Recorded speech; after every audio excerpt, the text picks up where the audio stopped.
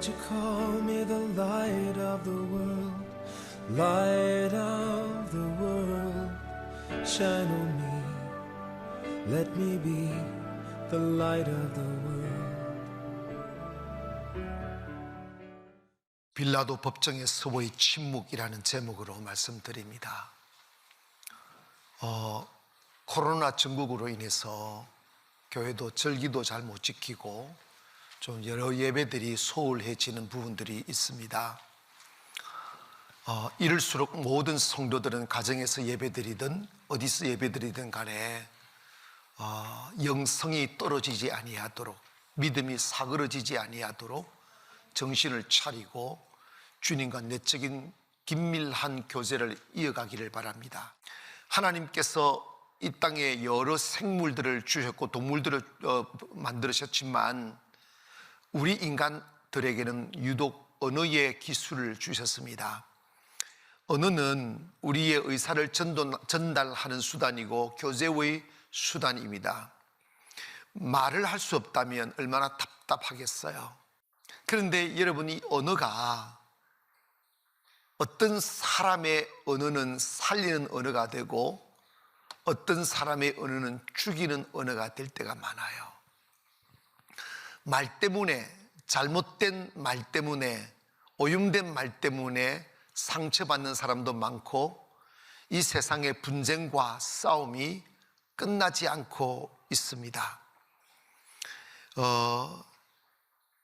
그런 말들, 즉 뭐냐면 쓸데없거나 불필요하거나 그러면 오염됐거나 아니면 잘못된 의도를 가지고 거짓을 말하거나 하게 되면 그 말로 인하여 많은 풍파가 일어나기도 하지만 그 말하는 당사자는 인격적으로 품격이 좀 떨어지는 사람 취급받게 되고 또 사실 그런 사람일 수밖에 없겠죠. 그러나 우리가 그 말을 고르게 하고 그리고 침묵할 때는 침묵하고 말할 때는 말을 할 수 있는 그 구별의 능력을 가지는 게 우리 삶에 있어서 정말 중요한 것이로구나 하는 것을 알게 되죠. 한 번은 모세가 광야에서 시내산에 올라가 십계명 받느라고 모세가 40일 동안 산에서 안 내려왔어요. 그런 시간 동안에 이스라엘 사람들은 조급해가지고 금을 모아가지고 금을 녹여서 금송아지를 만들어서 이 금송아지가 우리를 애굽에서 구원한 신이라 말하며 거기에 절을 하고 그런 우상 숭배가 시작이 됐어요. 그런데 성경에 보면 모세가 애굽으로 파송될 때 하나님, 나는 말할 줄도 모른다고 40년 동안 애굽의 언어를 써보지 않아 보니까 이게 다 잊어버리는지 또 아니면 모세가 말이 아둔했는지 모르지만 그럴 때 하나님이 너 형 아론을 너의 대변자로 붙여주겠다고 그랬어요. 아론은 모세의 대변자이기도 하지만 하나님의 말씀을 대변하는 대변자이었기도 해요. 모세의 말을 대변했으니까. 그러면 모세가 없는 시간 동안 이스라엘 백성들이 잘못된 짓을, 하나님이 가장 싫어하는 짓을 할 때 그런 말을 했어야 됩니다. 이것은 안 된다. 우상을 만들면 안 된다. 하나님을 욕되게 하면 안 된다. 우상 앞에 절하면 안 된다 하는 것을 말했어야 되는데 아론은 그 성경의 어디를 봐도 아론이 거기에 대하여 말했다는 침묵을 지켜버렸어요. 사람들을 두려워해서 그런지 모르고 아니면 자기들이 사람들로부터 안 좋은 소리, 이게 그냥 바람이 부니까 그냥 떠밀려 가려고 했는지는 모르지만 아론은 거기서 침묵을 하였습니다. 그 결과 이스라엘 백성들은 그 금송아지를 만들었음으로 인하여 많은 대가를 지불하게 되죠. 여러분, 여기에서 보면 사람이 항상 침묵해서는 안 되는 겁니다. 사회의 악을 보거나 백성들의 악을 볼 때 말을 해야 될 때는 말을 해야 되는 거지. 불의에 눈을 감아버리는 사람은 용기가 없는 사람이에요. 그런데 또 말을 진짜 하지 말아야 될 때가 있어요. 이게 뭐냐면 내가 말을 하게 되면 공익에 훼손이 되고 교회가 피해를 보고 다른 사람들이 피해를 보고 진리에 흠이 되는 일이라면 내가 때로는 억울함을 당하고 욕먹고 그리고 내가 우스운 사람이 될지라도 공익을 위하여 침묵할 줄 아는 사람이 돼야 돼요. 먼저 첫째는 예수님이 그 빌라도의 재판 앞에서 법정 앞에서 뭐 뜬치고 비난을 받았을 때 예수님이 막 비난받았을 때 끝까지 침묵했다는 거예요. 예수님은 왜 빌라도 법정에서 수 없는 거짓 고소를 당하고 욕먹고 악독한 말을 들으면서도 침묵했느냐 하면 내가 십자가를 지고 이 소리를 듣는 것이 나의 자잘못 때문이 아니라 하나님의 뜻이라는 걸 알은 거야. 내가 저 욕을 들어야 되고 내가 저 고통을 당해야 되고 내가 저 사람들이 휘두른 칼에 맞아야 되고 내가 저들의 죄인들이 휘두르는 분노의 채찍을 내가 맞아야 그래서 그 고통 끝자락에 오는 죽음을 맛보아야 인류를 구원할 수가 있고 하나님의 구원의 목적을 이룰 수가 있다는 걸 아셨기 때문에 그 거룩한 목적을 위하여 그 수모와 고통을 참는 거예요. 아멘 합시다. 즉 뭐냐면 인류 구원 공익을 위하여 자기를 희생시키는 거예요.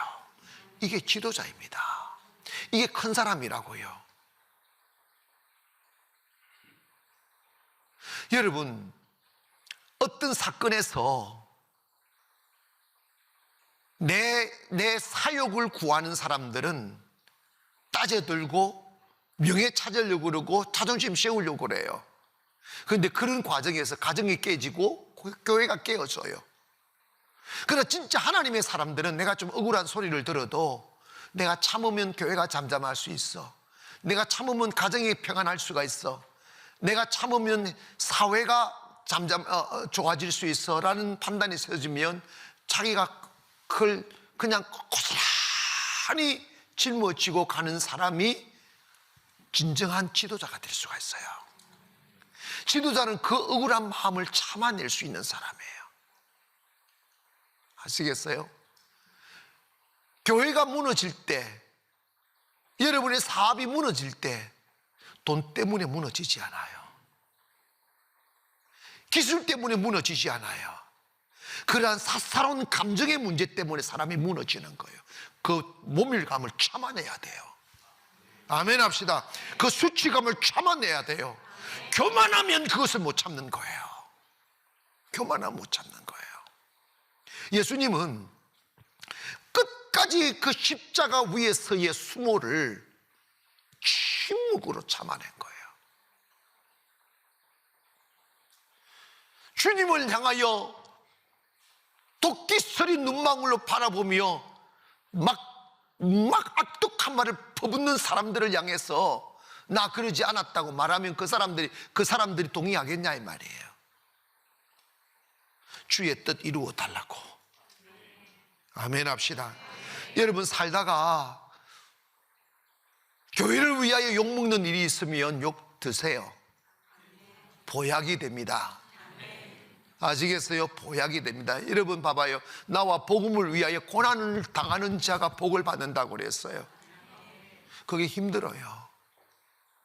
그리고 사람들은 여러분을 막 고소하고 조롱하고 할 때 불안하기도 하고 두렵기도 하고 그 다음에 답답하기도 하겠죠. 그러나 잘 기억하세요. 끝까지 침묵하고 하나님을 경외함으로 그들과 싸우지 아니하고 그냥 침묵해 놓으면 결코 어둠이 빛을 죽일 수 없다는 사실을 기억하세요. 하나님은 그 어두운 터널 아래 갇혀서 그 어둠이 찌르는 창살들과 그리고 토끼 어린 날 심장 폐부를 찢는 고통의 말들을 우리가 들으면서도 이렇게 인내하고 침묵하면 하나님이 그 모든 것들을 유심히 보고 계시다가 그 고통을 통하여 마음의 사이즈가 커지고, 이러면 잘 기억하세요. 영성이 커지고 마음이 커지는 것은 그런 고통 외에는 방법이 없어요. 쉽게 살면서 큰 사람이 될 수 없다고. 하나님은 작은 사리 사욕의 노예가 되어 작은 삶을 살아가는 그 사람을 선택하여 그 가슴에 민족을 품게 하고 열방을 품게 하려면 가슴의 사이즈를 키우셔야 되잖아. 그 사이즈를 키우는 방법은 마음의 주리를 두는 길밖에 없어. 그래서 그 고통을 참아내면서 마음이 커지는 거예요. 억울함을 참아내. 내가 참아야, 내가 이걸 참아내야 복음에 유익하다.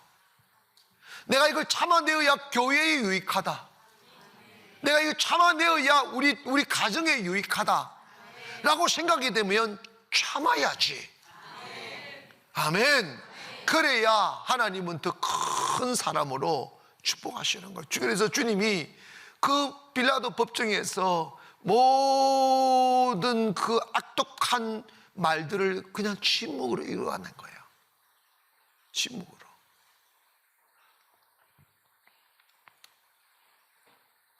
두 번째로 예수님은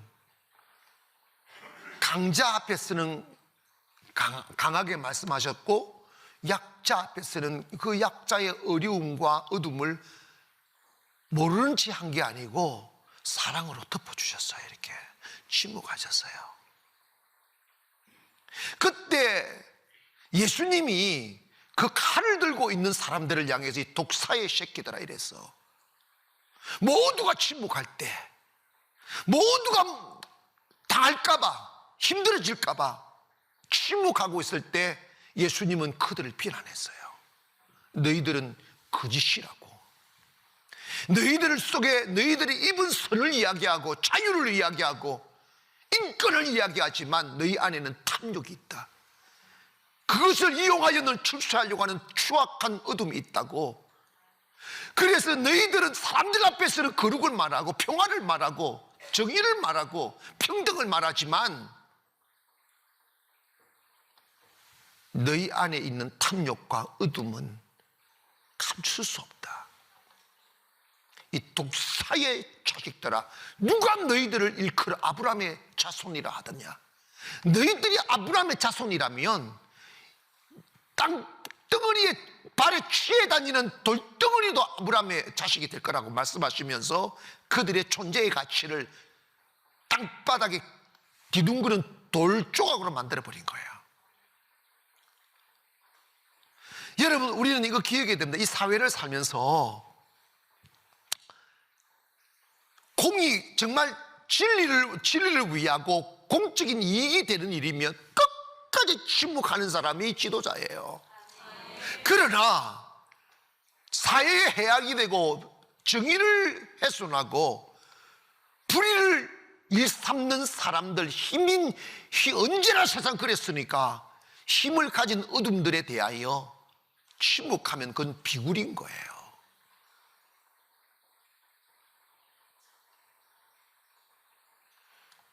예수 믿는 사람은 주님 앞에서 정의로워야 되는 거예요. 완전하지 않지만 공익을 해치는 어둠에 대하여 정의롭게 말을 할 수 있어야 되는 거예요.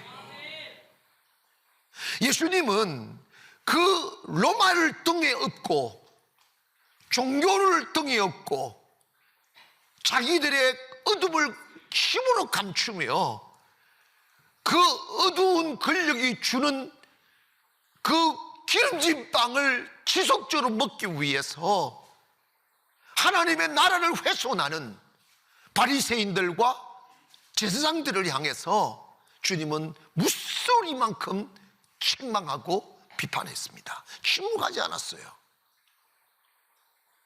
우리 예수 믿는 사람은 이 사회의 권력을 가진 자들이 악독을 행할 때 말을 해야 되는 거예요. 왜 침묵하는지 모르겠어요. 한 번은 그 어둠의 권력을 가진 자들이 한 여인을 참, 그러니까 진짜 피레미 새끼들이야. 그런 새끼들은 그 많은 권력과 그 유대 사는 종교 사회다 보니까 저거들은 죄가 없는 것처럼 온갖 죄를 다 지으면서 힘없는 여자 하나를 끌고 온 거야. 힘없는 여자를 끌고 와가지고 현장에서 간음했다고 그걸 끌고 와가지고 사람들을 둘러 모아놓고 앞에다가 앉혀놓고 세워놓고 돌을 막 들고 모세의 율법에 간음한 잡힌 여자들은 돌로 쳐 죽이라고 했다고 하면서 예수님한테 묻는 거야. 예수님, 모세의 율법은 간음하다가 잡힌 여자를 돌로 쳐 죽이라고 했는데 당신은 사랑을 외치지 않았느냐고. 그럼 사랑으로 용서해 줘야 되느냐고. 모세의 율법을 따라 쳐 죽여야 되느냐고. 그럼 예수님이 그러면 쳐 죽이라. 그러면 당신은 거짓 선지자다. 사랑을 외치면서 왜 사랑하면 용서해 주라. 왜 용서해 줘야지. 그러면 또 용서해 주라면 모세의 율법을 어겼다고 그렇게 올가미 씌울 거 아니야. 예수님이 그들이 그 마음의 계략을 아신 거예요. 예수님 멋있어.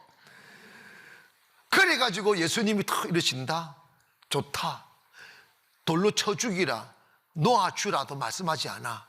너희 중에 죄 없는 놈이, 없는 사람이라고 그랬어. 그냥 속으로 놈이라고 그랬어. 죄 없는 놈이 돌로 쳐 죽이라 그랬더니 핫바지 방구 빠지듯이 다 빠져나가 버렸다. 그리고 다 사라지고 난 뒤에 예수님이 그 여인을 비판하지 않았어요. 침묵했어요. 다 자기가 거룩한 척하며 돌을 드는 놈들은 너보다 더 악독한 놈들이다고. 나도 너를 정죄하지 않는다. 다시는 죄를 짓지 말라 하면서 내일을 주신 거야. 약한 자에게 침묵하시는 분이에요. 고린도전서 4장 1절에 보면 사람이 마땅히 우리를 그리스도의 일꾼이요 하나님의 비밀을 맡은 자로 여길지어다 그랬어. 하나님의 비밀을 맡은 자입니다. 하나님의 비밀을 맡은 자이기 때문에 비밀을 맡은 사람의 덕목 중에 가장 중요한 덕목은 입을 지키는 거예요. 할 말만 다 하고 불필요한 말들, 덕이 되지 못하는 말들, 공익에 해를 끼치는 말들, 이런 것들은 절대로 하지 않아야만 되는 거예요. 그래야 쓰임 받습니다. 아시겠어요? 하나님이 쓰시면 쓰임 받는 거예요. 그런데 하나님이 쓰시는 사람은 그걸 다 테스트하는 거예요. 다 테스트해서 끝까지 입을 다물어야 될 일이라고 하면 내가 이를 나는 욕먹을 수 있고 나는 오해받을 수도 있고 나는 힘들어질 수도 있지만 교회를 위하여 진리를 위하여 더 나은 가치를 위하여 입을 다물 수 있는 사람을 지도자로 쓰시고 축복하는 거예요. 그걸 지켜내지 못하는 사람은요 비밀을 맡을 수가 없다고. 특별히 하나님의 이런 영적인 일은 더더욱이 그런 것이 필요합니다. 왜냐? 세상 가치로는요 세속적인 정치적인 이익이나 경제적인 이익을 추구하는 사람들의 가치로는 하나님의 나라를 이해하지 못해요. 목회를 이해하지 못하고 교회를 이해하지 못해요. 그들의 눈으로 보면 다 잘못된 거예요. 그러나 하나님의 방법은 다르다고요. 때문에 하나님의 일을 할 때 억울한 일을 당한 사람도 억울하다고 막 따져들면 싸움 되니까 싸움 되면 교회 무너져요. 그냥 조용히 침묵하는 거예요. 마지막으로 예수님 십자가의 고통에서 침묵하셨어요. 여러분 십자가의 고통이 뭐예요? 그냥 탁 잡혀가지고 그냥 못질 당하고 창자로다 탁 죽는 게 아니에요. 십자가의 고통은 육체의 고통보다 더한 고통이 있어요. 그게 뭐냐면 자기가 사랑하고 아꼈던 사람들로부터 침뱉음 당하는 거예요. 이거는 못 견디는 거예요. 그런데 예수님이 당하는 고통은 뭐냐면 불과 이틀 전에 예수님 전까지만 해도 예수님을 구주로 왕으로 섬기며 환호하고 호산나 찬송하리로다, 이거면 극진한 영광이라고 그러면서 예수님이 타신 당나귀는 예수님이 워낙 위대하신 분이니까 당나귀조차도 흙을 밟으면 안 된다고 생각하여 자신들이 입고 있는 옷들을 벗어서 당나귀가 지나갈 길을 이렇게 쫙 깔았다고. 얼마나 큰 사랑이고 존경이고 존중이고 그런 것입니까? 그런데 그랬던 사람들이 예수님을 욕한다고, 그랬던 사람들이 예수님에게 침을 뱉어요, 그랬던 사람들이 예수님을 향하여 막 채찍을 휘두른다고. 이 고통 어떻게 참겠어요? 지금에 말하면 자식이 아버지를 욕하는 거야. 장짜고 찌는 거, 침 뱉는 거고, 안내 그렇고, 친구가 그러고, 가족들이 그러고. 그리고 주님을 위해서 죽겠다고 했던 남자 새끼들은 다 도망가서 코빼기도 안 보이고, 외로이 쓸쓸히 얼마나 큰 고통이었어요. 거기에 마음의 무너짐과 상처가 받는 것뿐만 아니고 육체는 못에 박혀서 고통이 오고, 더 이상 고통이라고 말할 수 없는 고통 속에 있었어도 주님은 끝까지 침묵하시는 거야. 왜? 내가 죽어야 인류를 구할 수 있다는 당위성, 가치, 이런 것입니다. 여러분, 우리가 살면서 자주는 안 그러지만 한 번씩 정말 중요한 일을 위하여 고난당할 때가 있을 때가 있어요.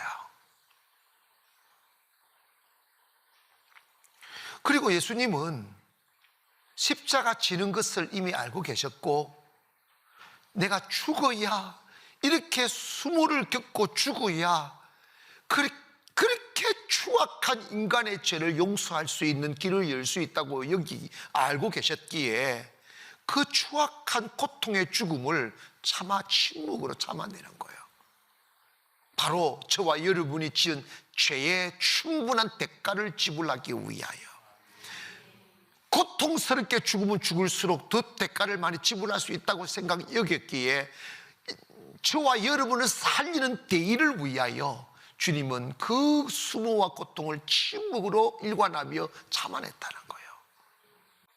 십자가의 고난을 끝까지 침묵하며 주님이 끝내주실 때까지 참아내는 그 정신. 여러분의 가정도 꿈을 가지고 계시고, 우리 교회도 또다시 꿈을 향하여 달려가야 될 일들이 많이 있습니다. 그러나 한 끝불 한 끝불 껍질을 벗기고 사이즈를 키워가면서 그에 따른 대가들이 있게 마련이죠. 그때 우리는 침묵할 줄 알아야 돼요. 억울함을 참고, 아멘, 부끄러움을 참고,